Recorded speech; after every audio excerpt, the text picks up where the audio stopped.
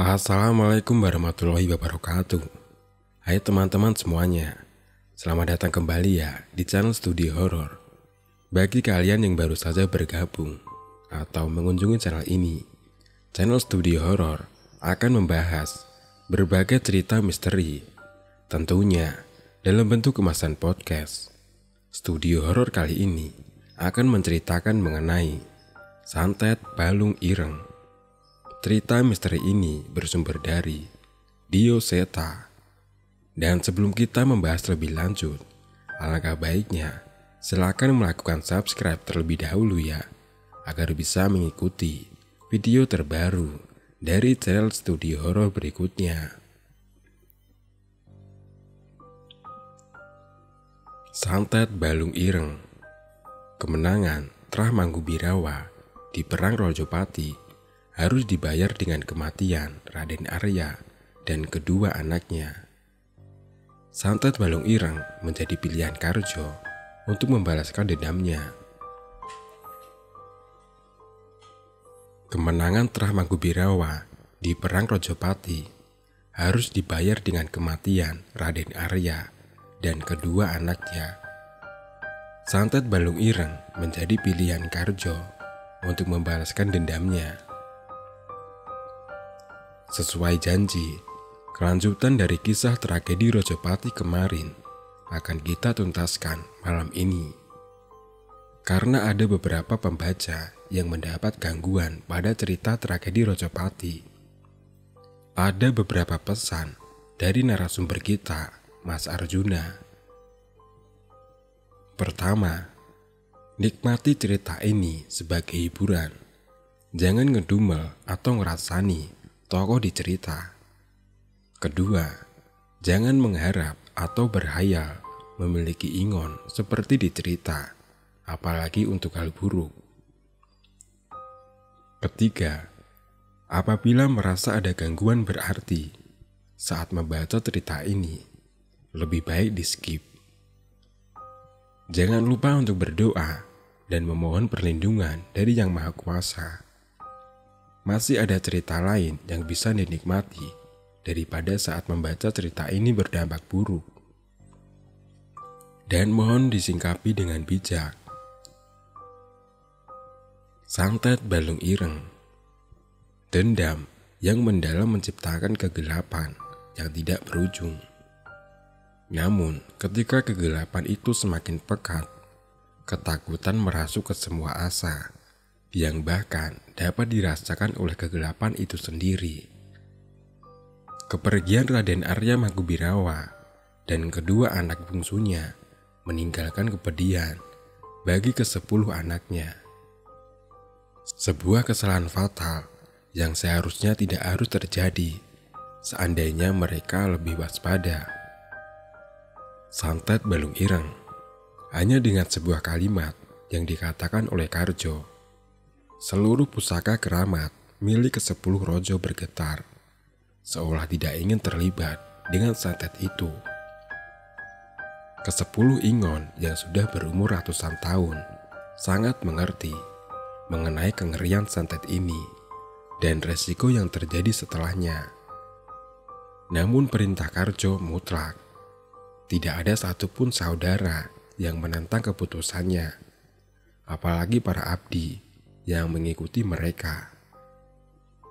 Pada saat keadaan semakin mencekam, rumah waras mengeluarkan titah untuk warga agar selama 30 hari semua warga dilarang beraktivitas di luar rumah.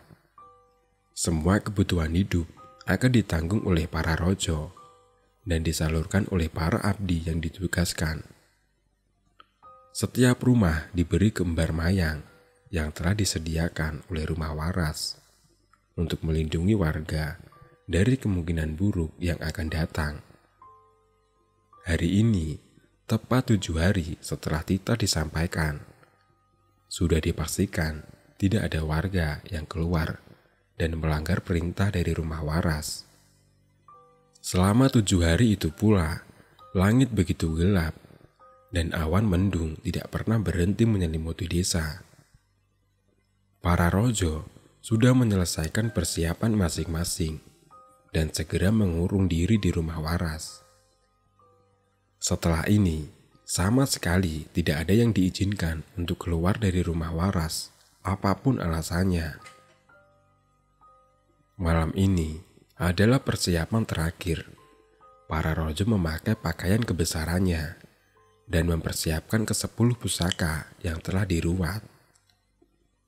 Di malam inilah Karjo melakukan tirakat terakhir untuk mempersiapkan jiwa dan raganya, serta mengumpulkan ke-10 ingon yang masih tersisa.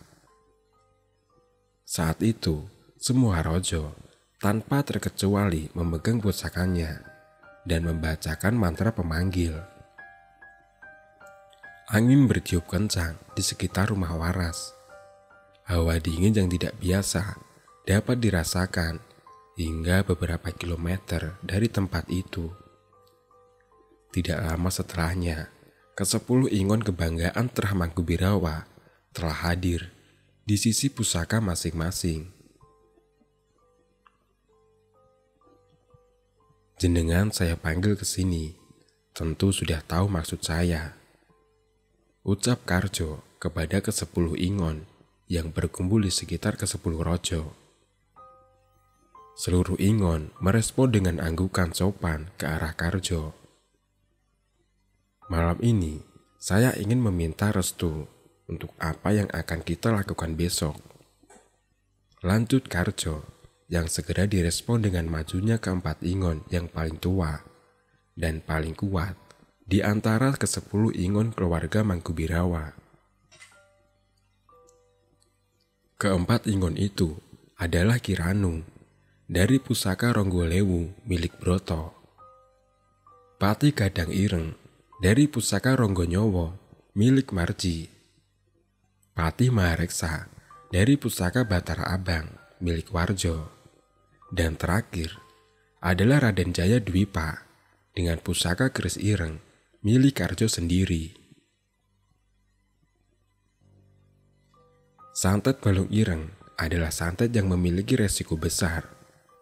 Semakin kuat ingon yang menjadi medianya, diharapkan dapat memperkecil kemungkinan untuk gagal dan mengurangi resiko yang diakibatkan. Le, kamu yakin akan menunaikan santet Balung Ireng ini? Bayaran yang harus kamu tanggung sangat besar. Ingon dari pusaka Karjo, Raden Jaya merasa khawatir dan mencoba memperingati Karjo. Namun bukannya menjawab, Karjo malah mengeluarkan sebuah lembaran yang dibuat dari kulit hewan. Di atasnya tertulis untayan aksara rumit yang ditulis menggunakan darah Karjo dan 9 saudaranya yang menanggung santet ini. Ini, kami sudah mempersiapkan ini sebagai bayarannya, ucap Karjo di hadapan ke-10 ingon. Ke-10 ingon melihatnya dengan bergetar. Sekarang mereka yakin Karjo tidak menginginkan sedikit pun kegagalan, sehingga menyiapkan bayaran sebesar ini. Setengah dari sukmamu dan ke-9 rojo atas bayarannya. Ini sangat besar. Peringat Raden Jaya kepada Karjo. Lawan kita adalah Kisedo dan sisa antek-anteknya. Bayaran yang pantas untuk memastikan permintaan terakhir Bapak bisa terwujud, ucap Karjo dengan tegas, yang disetujui oleh 9 saudaranya. Ketika kehilangan setengah dari sukmanya, para rojo akan kehilangan sebagian kesaktian, bahkan mungkin sebagian umurnya. Tidak jarang, bila sukmanya memang sudah lemah sejak awal, mereka akan langsung mati.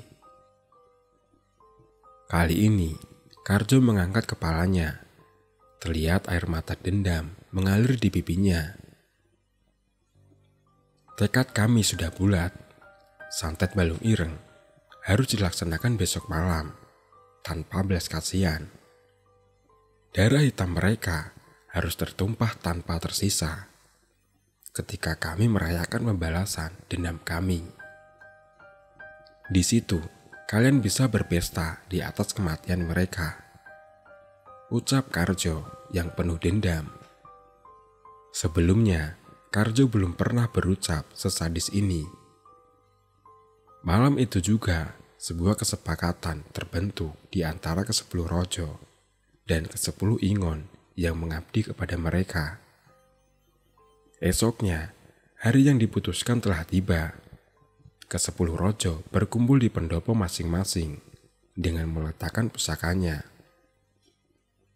Terbenamnya matahari di ufuk barat merupakan tanda ritual harus segera dimulai. 4 ekor ayam cemani, 4 kerbau hitam, 4 kambing hitam disembelih di hadapan ke-10 pusaka, dan darah hewan itu dikumpulkan menjadi satu. Dengan 4 mangkuk darah dari para pemilik pusaka tertua. Berbeda dari biasanya, pemanggilan ingon keempat pusaka terkuat dipanggil dengan mengucapkan mantra kuno yang telah diwariskan lebih dari ratusan tahun. Dengan semua ritual itu, keempat ingon hadir dengan wujud yang hampir tidak dikenali. Mereka menggunakan jubah hitam kelam dan segera meminum darah yang disajikan oleh ke-10 rojo. Seketika, kulit mereka menjadi gelap, segelap dendam yang akan mereka tuntaskan. Bersamaan dengan hujan yang turun dengan deras, keempat ingon menghilang untuk menunaikan tugas terbesarnya. Di kawasan hutan milik Balanggawe, dari ke-100 orang abdi setia Kisedo, hanya tersisa 10 orang yang masih hidup. Terah Balanggawe yang masih tersisa hanya Kisedo sendiri dan istrinya Nyi Laras yang sedang hamil tua. Di hutan tersebut terdapat sebuah rumah tua yang dibangun dengan kayu pohon keramat dengan ornamen dinding dari tulang belulang hewan yang sudah dikorbankan. Tempat ini adalah tempat di mana keluarga Terah Balanggawe melakukan pemujaan terhadap demit-demit peliharaannya.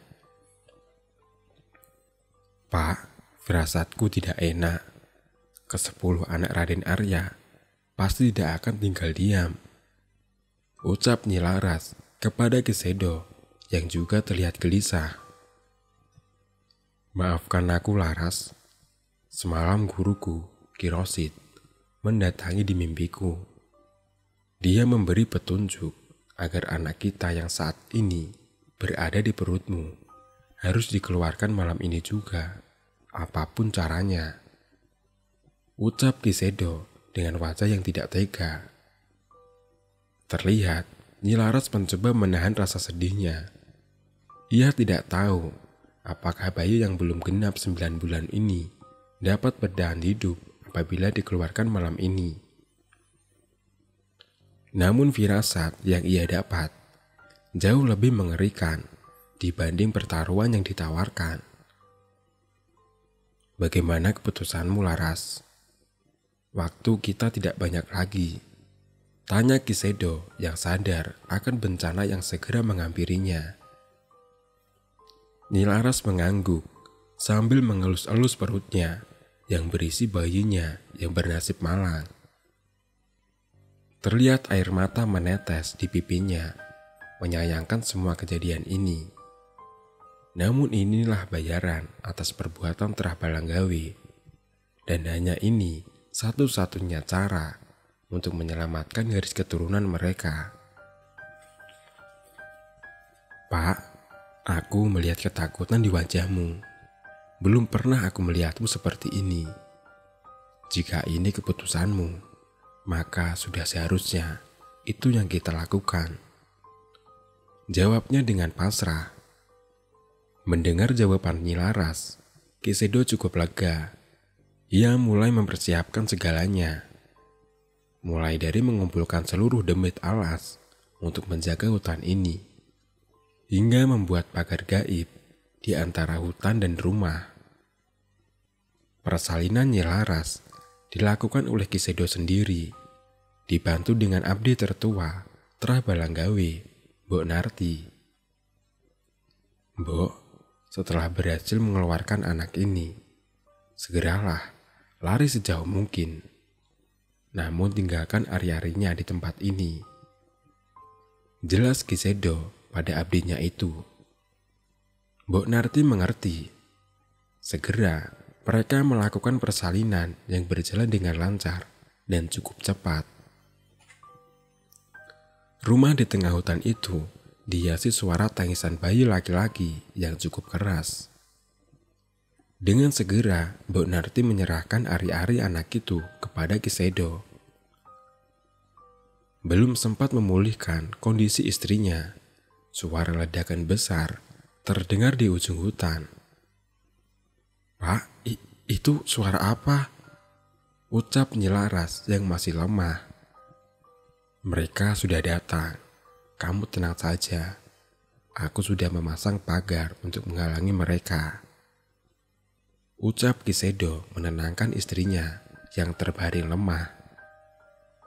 Di pelukan Mbok Narti, anak yang baru lahir itu terus menangis. Kisedo mendekati dan membisikkan sesuatu ke telinga bayi itu. "Nak, ingatlah, kamu harus bisa membunuh semua orang yang sudah jahat dengan keluargamu ini ya nak," bisik Kisedo dengan tegar.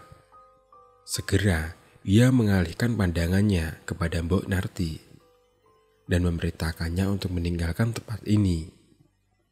Setelah memastikan anaknya telah pergi, Kisedo pun keluar untuk memeriksa apa yang sudah terjadi dan melihat sisa-sisa pengikutnya.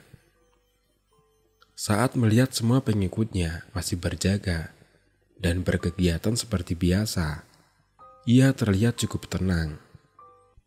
Namun ia mulai curiga ketika melihat keributan demit yang ia tugaskan untuk menjaga hutan ini tidak terlihat satupun di hadapannya. Sebelum sempat mencari keberadaan demit-demit itu, terjadi keanehan pada sisa-sisa pengikutnya itu. Kisedo, apa ini?" Salah satu pengikut Kisedo menghampirinya dengan wajah yang kesakitan, dengan seluruh tubuhnya mulai membiru.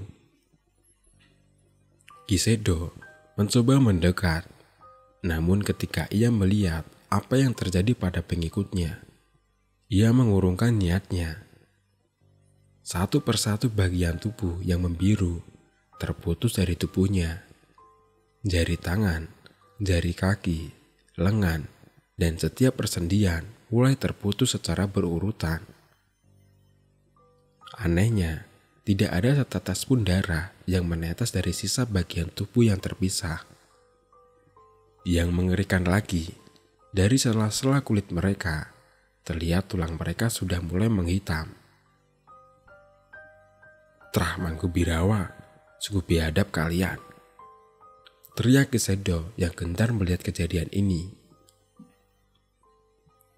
Tubuhnya lemas hingga terduduk di tanah. Ia tidak pernah menyangka anak-anak yang tersisa dari Trah Manggubirawa mau dan mampu merapalkan ilmu santet yang sehitam ini. Sekarang ia tidak heran. Wajar saja seluruh demit peliharaannya sampai takut untuk menghadapi serangan ini. "Laras, Laras!" Kisedo teringat dengan Laras yang masih terbaring di rumah.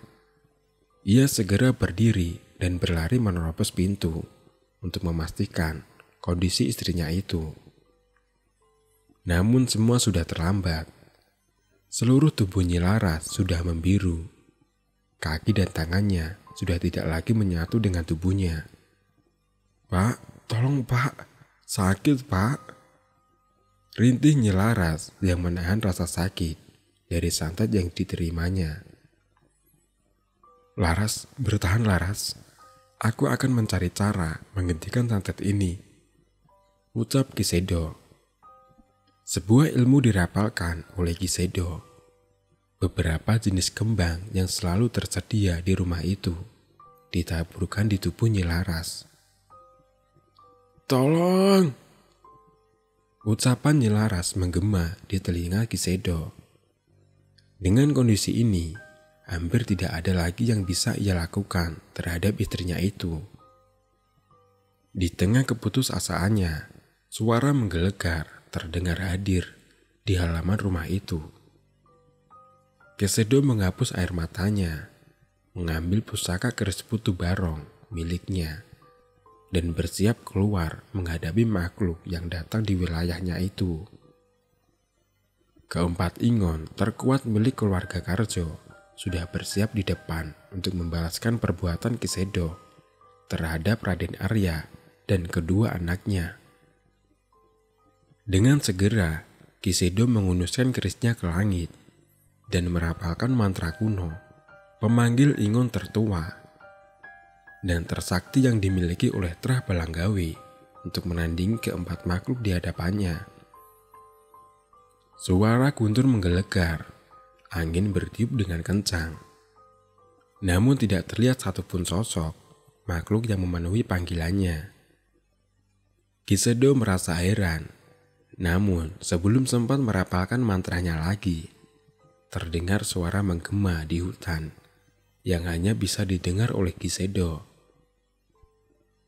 "Tidak ada gunanya, nyawamu sudah di ujung tanduk. Tidak ada untungnya kami membantumu saat ini." Itu adalah suara Ki Batur Ijo, ingon paling tua dan sakti milik Balanggawi. "Ki Batur Ijo, apa maksudmu? Kau mau berkhianat dengan Trah Balanggawi yang telah mengikat perjanjian denganmu?" teriak Ki Sedo mencari penjelasan. "Berkhianat? Tidak, Ki Sedo. Aku akan membalaskan dendammu. Saat ini, aku akan mengikuti anakmu dan memastikan ia akan siap untuk menerima tugas pembalasan dendam ini." Jelas Ki Batur Ijo yang masih menolak untuk membantu Ki Sedo. "Dan untuk kamu, nikmatilah sebaik mungkin rasa sakit dan kepedihan yang akan kamu terima sebentar lagi."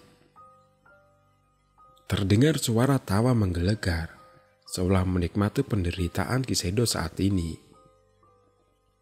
Namun semua sudah terlambat. Saat ini terlihat leher Nyi Laras sudah terpisah dari tubuhnya. Mata dari kepala yang sudah terputus itu masih melirik ke arah Ki Sedo dengan air mata yang menetes. "Sakit." Suara Nyi Laras mulai menghilang. Tidak lagi terlihat pergerakan dari tubuhnya. Ia mati dengan mata yang masih terbuka dan bekas air mata di wajahnya. "Terkutuk kalian Trah Manggubirawa." Rasa sedih bercampur marah terdengar dari teriakan Ki Sedo saat itu. Tidak berhenti sampai di situ. Setelahnya, suara dari halaman terdengar jelas di telinga Ki Sedo dan segera menghampirinya. Itu adalah suara yang muncul dari kepala anak buahnya yang telah terpisah dari badannya meminta pertolongan. Ketakutan yang amat sangat mulai menghantui perasaan dirinya. Suara-suara itu terus bergema di telinganya, sampai akhirnya tanpa sadar ia melihat tubuhnya juga mulai membiru. Rasa sakit mulai menjalar. Ia mulai merasakan seluruh bagian tubuhnya seolah tertarik, mencoba lepas dengan sendirinya dari tubuhnya. "Harusnya ribuan demit yang kukumpulkan cukup untuk menghabisi kalian," teriak Ki Sedo yang masih berharap demit-demit pengikutnya masih bisa membantunya. "Kakek tua bodoh, kami ini bukan demit. Kami ini berasal dari berbagai macam kerajaan, dan tidak sedikit dari kami adalah para panglima yang pernah menaklukkan lebih dari puluhan kerajaan.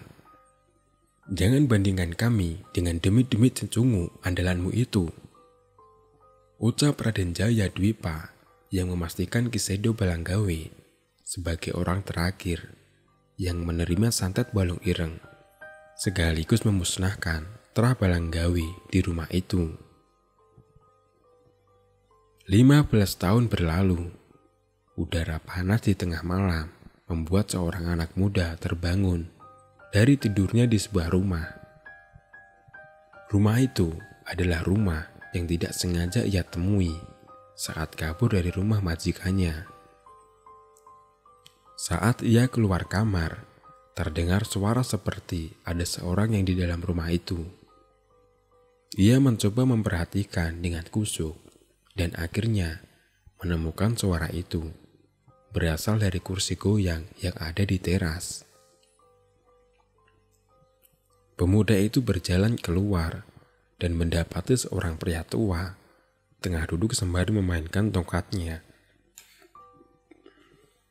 Sejenak ia berpikir bahwa pria ini adalah pemilik rumah. "Maafkan saya, Mbah. Saya sudah lancang masuk ke rumah Mbah tanpa izin," ucap pemuda itu. Namun, bukannya mendapatkan jawaban, kakek itu malah tertawa keras dengan suara yang mengerikan. Bersamaan dengan tawa itu, terdengar juga suara tawa lain dari seluruh penjuru rumah, tanpa dapat terlihat asal dari suara itu. Pemuda itu merasa ketakutan. Ia berlari meninggalkan rumah itu dan terus berlari. Sepanjang jalan pelarian, berbagai macam makhluk gaib berdiri jajar, seolah mengarahkan bocah itu. Waktunya sudah tiba. Semua makhluk gaib yang ia lewati meneriakkan hal yang sama di telinganya. Pemuda itu berlari hingga kelelahan dan terbaring tidak sadar di salah satu rumah warga di sebuah desa. Di pagi berikutnya, pemuda itu terbangun. Kali ini, di depannya terdapat berbagai macam makanan dan seorang wanita yang sudah berumur. Ia memaksakan dirinya untuk duduk dan mencoba memberi salam. Namun sebelum sempat berbicara, wanita itu membuka pembicaraan terlebih dahulu. "Kamu asalnya dari mana, Le? Kok ibu ndak pernah lihat kamu di sekitar sini?" tanya wanita yang menjaganya sambil menyelesaikan jahitan pada selendang yang ada di tangannya. Saya dari dusun Ngalor, Bu. Saya dari dusun Ngalor, Bu. Saya kabur dari rumah majikan saya setelah tidak kuat atas siksaannya," jelas pemuda itu. "Saya dikejar oleh preman, seluruhnya hingga tersesat di hutan," lanjutnya. Mendengar ceritanya, wanita itu meletakkan jahitan di tangannya dan mulai memperhatikan si pemuda. "Kasihan kamu, Le. Terus bagaimana kamu bisa sampai ke sini?" Sekali lagi, wanita itu mencoba mencari tahu asal-usul pemuda itu. "Di hutan saya tersesat di sebuah rumah. Saat terbangun sudah ada banyak demit di sana dan mulai mengejar saya hingga akhirnya terhenti di sini dan kehilangan kesadaran." Wanita itu berpikir sejenak. Dia mengingat pelindung gaib yang dia pasang di rumahnya. Mungkin itu yang membuat pemuda ini selamat dari kejaran demit-demit itu. "Mohon maaf apabila saya sudah lancang masuk ke rumah ini. Saya izin pamit, Bu," ucap pemuda itu yang terlihat merasa tahu diri. Sebelum sempat meninggalkan tempatnya, wanita itu menahannya. Sudah, gak usah minta maaf. Kamu di sini dulu aja. Tempat sini aman buat kamu. Kalau kamu mau, kamu bisa membantu mengurus ternak milik keluarga saya." Wanita itu mencoba menawarkan kemungkinan terbaik untuk membantu pemuda itu. "Yang benar, Bu. Terima kasih banyak ya Bu. Sumiati, nama saya Sumiati. Panggil saja Bu Sum. Pemuda itu segera menghampiri wanita itu dan mencium tangannya untuk menyampaikan rasa terima kasih dan baktinya. Lah, nama kamu siapa, Le? Tanya wanita yang senang ketika pemuda itu menerima tawarannya. Nama saya Toha, Bu. Santet balung ireng, tamat. Catatan, terima kasih sudah mengikuti cerita ini hingga selesai. Saya berharap semua cerita ini dapat disingkapi dengan bijak. Seperti catatan di awal cerita, mohon dikurangi angan-angan untuk memiliki ilmu sejenis dengan maksud tidak baik.